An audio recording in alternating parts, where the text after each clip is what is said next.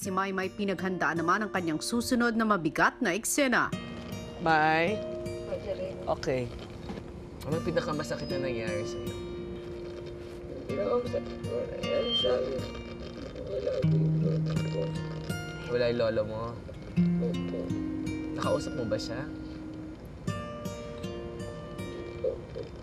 Okay. Umupo ka dyan habang tahimik ka.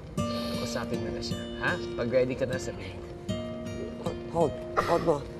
Ayun na, direct tumutulo na yung yan niya. Ready?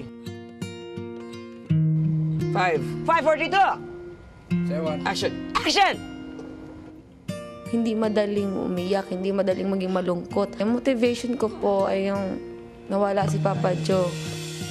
Cut! Next sequence. Very good, Mai. Very good. Pagkalipas ng mabigat na eksena ni Maymay, bumalik muna sila Yayo sa tent. At nagsunod-sunod na ang iba't ibang eksena na kinunan at magiging parte ng kanilang live drama. Back up!